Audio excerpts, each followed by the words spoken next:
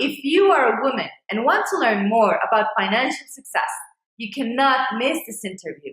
Barbara Stanny is the leading expert on women and wealth. For over 20 years, she has been empowering women to take charge of their money and take charge of their life. She is a wealth coach, speaker, and best-selling author of 6 books, including Overcoming Underearning, which personally was an incredible eye-opener in my life. Her work is a blessing to every woman. She is the inspiration and teacher you need to create the wealth you desire and the life you deserve. It is with a heart full of gratitude that I welcome here today, Barbara Stanny. Barbara, you are most welcome. I am so happy you're here. Thank you so much for being here today. Well, I'm happy to be here. Thank you. Thank you. Barbara, you have an inspiring and empowering story that I would love to share with everyone watching. Maybe starting with, what was the first financial advice you received and what effect did it have on your first marriage? So the only financial advice I ever received growing up was don't worry. Don't worry. And under that was the unspoken assumption a man would always be there to take care of you. I grew up in a very wealthy family, and my father truly believed that only men should be making and managing money, which I thought was great advice. I didn't understand money. I just wanted to spend it. Right. And then I married a man who was a lawyer. Then he went to work for my father's company, and then he became a stockbroker. So he was perfect. Well, what I found out very early in our marriage that he was a compulsive gambler. And over the course of our marriage, 15 years, he continued to gamble my money, my inheritance away. And I find out many times that he was doing this. And you know the insane part? I continued to let him manage the money because that's how terrified and intimidated I was by anything finances. And finally, after 15 years, I got a divorce. But I decided money's not my thing. I do not want to deal with money. Well, I have this theory that if you don't deal with money, your money will deal with you. And I got tax bills for over $1 million for taxes. For all these illegal deals he got us in, and my signature was on everything. He had left the country. I didn't have anywhere close to $1 million. And my father would lend me the money. And that's when I knew. That's when I knew I had to get smart. And I didn't know how I was going to do it. But I really believe when you make a commitment, you know, like a no back door, this is it, commitment, the universe revolves to help you reach your goal. And I was a journalist writing for the San Francisco Business Times, and I got hired for a freelance project to interview women who are smart with money. And that turned the tables for me. I not only got smart about my money, but I wrote my first book based on those interviews. Called Prince Charming Isn't Coming, and I've since written 6 books. Yeah, I know, Barbara. And actually, that was my next question that I want to ask you, from this experience, what are the key learnings that led you to write this book, Prince Charming Isn't Coming? The key learning, the major aha I had, I mean, there were many, but the major aha, as I interviewed these women, it wasn't what they did, it was how they thought. And when I shifted my thinking, everything changed. That I realized what I had been so focused on was what I call the outer work of wealth. You know, trying to figure out the difference between a stock and a bond and all those things that you read about in the books. But what I didn't understand was how important the inner work of wealth is. The inner work means dealing with your attitudes, your beliefs, the decisions you made about yourself and money. And when I could finally deal with that, that's when the veils lifted. That's when it's like, oh, it became clear. Exactly. And one of those aha moments, you know, I've read your story and I know your story. And there's one part when you realize, when somebody told you, you were working and working and working and not getting very far. And somebody told you, you were an under earner and you didn't know it. And then that was the first time you heard it and then you realized, how did it change your life? Okay, well, first it pissed me off. Because I was working, this was after I wrote my first book. Exactly. Prince Charming Isn't Coming.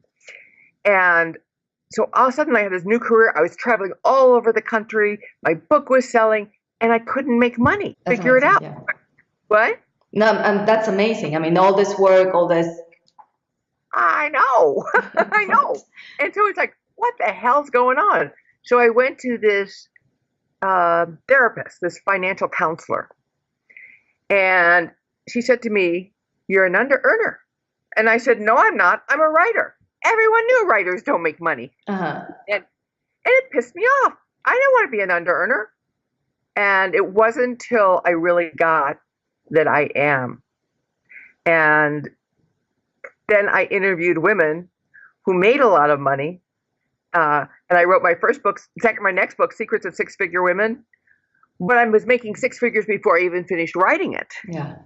And then I wrote my next book, Overcoming Under-Earning, to see if I could teach others what I had learned. Uh-huh. And so there are a lot of women. I mean, I was one of them for sure.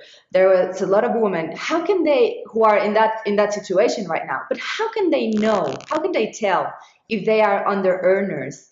And Okay, what that's advice can you give question. them? Yeah. You can make six figures and be an under-earner. And you can make far less and not be. An under-earner is someone who needs or desires to earn more money, yet can't, despite her efforts to do otherwise. So if you find yourself saying, "God, I'd love to make more money," or "I need to make more money," but you're an under-earner. Now, an under-earner is not the same thing as a conscious low earner.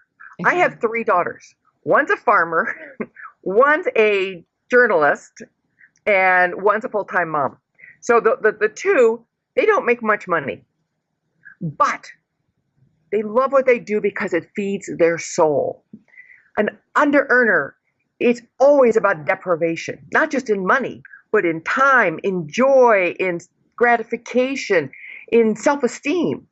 So my daughters choose to make less money because it feeds their soul, but they make enough to meet their needs. Yeah.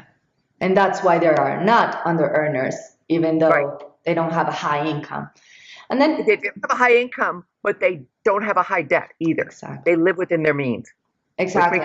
Very proud. How about women who are under earners? What advice can you give them? So there's the main reason women are under earners is three reasons. And the first is we women devalue ourselves. Exactly. We give away our time, our skills, our experience for free or bargain rate prices because we don't believe we're worth more. But every time we go to raise our prices, it scares us. And that's the second reason, because the number one requirement, let's hear nothing else I say, the number one requirement for overcoming under-earning is the willingness to go where you're scared to go, is the willingness to be uncomfortable, because success in anything, whether it's losing weight or making more money, is always found just outside our comfort zone. Mm-hmm. So every time I get scared, I always say, "Oh, goody." Well, I don't like being scared, but I always say, "Oh, goody," because I know facing that fear is the next step to my next level. Exactly. And the third reason is because we are so codependent. We put everybody's needs before our own, and not just our families, but our coworkers, perfect strangers. Yeah, it's true. And every time we go to put ourselves first, we feel guilty. Uh-huh. And that's why it's important to be willing to feel uncomfortable. Because what you need to do is deviate from your norm, because it's your norm, the status quo, that is keeping you there. Exactly. And have you found that this is the case more, I imagine, a lot more with women than with men, right? Well, I don't know, because I don't work with men. I don't interview men. I'm sure there's many men that don't earn what they need, but I think it's epidemic among women. Exactly. And then going back to your own story, Barbara, and your journey, there was a point, you mentioned it briefly, but there was a point when you were assigned as a journalist to interview more than 150 women who made $100,000 or more. And then you spoke to them. That's when you wrote your other book, your third book, right? And Second what? book, Secrets. Oh yeah, second. Then over yeah. So Women. exactly. So your second book. What are like if you could say just one secret that you discovered from these women, what would it be? Okay, the number one secret is the one I just said: the willingness to do what you think you can't do. Whenever you find yourself saying, "Oh my God, I can't do that," that's exactly what you need to do. But the second secret, it's really important to have support because we women are relationship oriented. We do best in collaboration and support of other women. And under earners tend to surround themselves with pessimists, with worrywarts, with people who are fearful, with naysayers. They're not bad people, they're just scared. And they don't want you to change because when you change, you challenge them to change. Yeah. High earners surround themselves with cheerleaders, with people saying, "You go, girl," with people who are willing to support them, with role models, with people who are playing the game that they want to be playing. Nice. So I think being willing to do what you're scared to do and surround yourself with support from people who aren't threatened by your success. Yeah, that's awesome. I love it. So true. And then continuing with your story, there was a point in your life and career when you decided to take some time off. And then you say you went back to your notes, and that's when you discovered what sacred success is. And so I would love it if you could talk a little bit about what it is and why do you say it's sacred? So about 2009, I woke up one night and I had this new goal. I had overcome under earning. I was consistently making six figures. And suddenly I woke up and I said, I want to make millions, help millions, and give millions. Mm-hmm. This was my new goal. And I thought, okay, I know how I'm going to do it. I'm going to interview women who make millions. Mm-hmm. And that's going to be my new book. And that's going to be my new goal. So I spent 3 years interviewing these women. And there was no book. I was not making millions. In fact, I was doing worse in the year 2009 than I had ever done. And I didn't know what was going on. And I had a coach say to me, "Barbara, you're too into doing. You need time for just being." Right. So I took 4 days away and I took my transcripts of those interviews and I wanted to see what I missed. And when I went through those interviews in a more relaxed place, I realized it wasn't that these women were making such an outrageous amount of money and with my desire to do the same. It was the way they were doing it. They were doing it so differently than the way the world, i.e. men, is modeling. And I came to call this, it's like they were playing a different game. And I call this different game sacred success. And sacred success means pursuing your soul's purpose for your own bliss and the benefit of others while being richly rewarded. Exactly. And the difference of sacred success, what I realized, there's 3 levels of financial development. There's survival, there's stability, and there's affluence. So I thought going from survival to stability would be the same as going from stability to affluence. And that was my mistake. And what I saw, it's a very different process. To go from survival to stability, you have to have a profit motive. You have to love money. Money's a good thing. You want to make money. But once you reach financial stability, once you have a roof over your head, food on the plate, you can get your mani-pedi, you have some disposable stuff. For women, money is no longer the primary motivator. Yeah, we want to make more money. What motivates women is a desire to help others. That's beautiful. Yes. Where the primary goal of sacred success is not profit, while that's a desired outcome, the primary goal is greatness. And greatness, I paraphrase from a quote that I read once. Greatness is that place where God calls you, that your deep gladness meets the world's deep hunger. Oh, So that's amazing. where you're doing what you love doing and you're helping another and you're being richly rewarded. And that is sacred success. And that is what motivates women to go to affluence. And I don't care if you go for affluence or you're happy with financial stability, but I really believe that when enough money, when enough women have the resources, we have the values, the visions, and the sensitivity to heal this planet, to change this. Exactly. And you know, you mentioned, it's just coming to me, you mentioned the part of guilt previously in our interview. And would you say that this being able to help others in a meaningful way, like takes care of that guilt for women and then helps us to set us free for this affluence, for this, you know, having more and being more and this greatness? I think our desire, guilt and desire to help others should not go together. Exactly.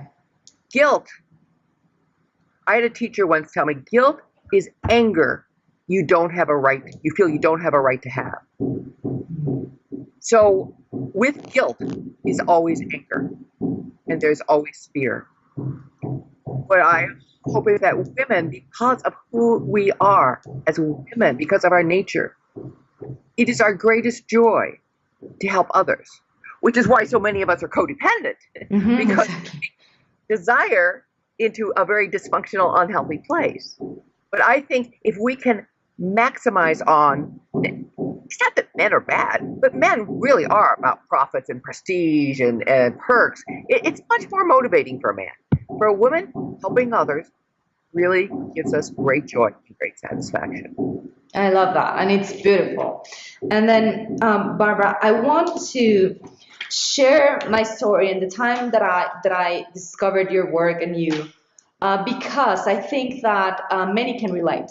So briefly, personally, a few years back, I left a successful corporate career to pursue my passion, which is help others be as happy as they can be, and also to start a business which would go hand in hand with my passion, a business that would give me the freedom to start a family. I became a wife. I left my job, became a wife, became a mother, and in the process, I gradually disconnected from my personal power and my financial success.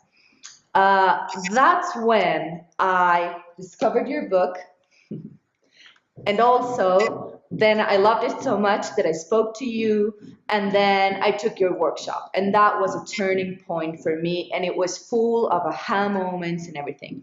But as I said, I share this because I know that many women go through this when they become mothers and when they become wives, and also this is my audience is mainly Spanish speakers, so the Hispanic culture which is a culture that has more of macho attitudes than maybe other cultures. So this is a challenge for us women here, and so I would love it if you could share, because as I said, your teachings for me were a turning point. And the key thing is that you made me realize how my financial success and my personal power were connected. And so I would love it if you could share some of that with us. Oh, I'm so glad you asked. And thank you for telling me your story. I didn't realize that. Oh, so yeah. That's really makes me feel good. Okay. So I realized when I was writing Prince Charming Isn't Coming, when I was interviewing these really financially savvy women who were not born financially savvy. You know, they didn't pop out of the womb knowing about money. But I saw that it was very much about power. That I realized what kept women back from financial success was their fear of or ambivalence about power. Sure. And I remember talking to a therapist who specialized in financial issues, And I said to her, why are women so afraid of their power? And she said something that gave me chills. She said, because powerful women have been burned at the stake. Oh, true. And I think it is part of our collective unconsciousness that we are afraid of punishment. We are afraid of abandonment. We are afraid of the consequences of becoming too powerful. And that's why I wrote Secret Success, my latest book, because what I realized in interviewing these women who made millions, they had to go through the process of owning their power. And my definition of a powerful woman is someone who knows who she is, who knows what she wants, and expresses that in the world unapologetically. It's not about power over. That's how men see power. We see power with. We see coming to the table with all of who we are and speaking up instead of watering ourselves down so we don't make waves. True. So true, Barbara. And I found out that, I mean, I since this has been part of my story, what I found is that it truly, things start to change. And you mentioned this at the beginning of our interview. Things start to change when you do the inner work, when you change. So instead of going out and, be aggressive with men or, just being against the way the world is, just by focusing on building our personal power, by valuing ourselves, but not expecting others to recognize our value, but recognizing it ourselves is what really opens the door. It's what really, allows this to happen. Right. Success is an inside job. And don't let anyone tell you any different. It is when I started doing that internal work that I was able to, one, because financial success is so much about valuing ourselves. Exactly. I remember interviewing women who were making 6 and 7 figures, and I remember asking them, do you do this for the money? And 95% of them said, no, I don't do this for the money. I do it for the joy. I do it for the recognition. I do it for the passion. But at the same time, they all said, but I damn well want to be well compensated because I feel I'm worth it. Oh, that's the attitude. That is the attitude we each have to come to on our own. And if we don't feel it, then we fake it. We fake it. Until we make it. Right. Well, thank you so much, Barbara, for everything you shared. Is there anything else that you would like to share with us today? No, I'd love to invite people to my website, Barbara Stanny, Stanny, barbarastanny.com. And the first Monday of every month, I have a free call, Monthly Money Monday, and women from all over the world, and we talk about money. But we don't talk about money the way men talk about money. We talk about money the way women talk about money. So all you need to do is sign up at my website. It's absolutely free, and I would invite anyone to join. Yeah, and I highly, highly recommend everyone to go to Barbara's website, to buy her books, to take her workshops, because it really is. I mean, for me, Barbara, for women in the world, I think you're the best for women's worth and financial success. So I am very grateful and happy that you're here. I am very happy to share with this because we're going to subtitle this interview in Spanish so that every Spanish speaker can see it. And I am so thankful that you're here with us today. I wish I could just give you a big hug. Thank you, Ashley. Thank you, Barbara. Bye.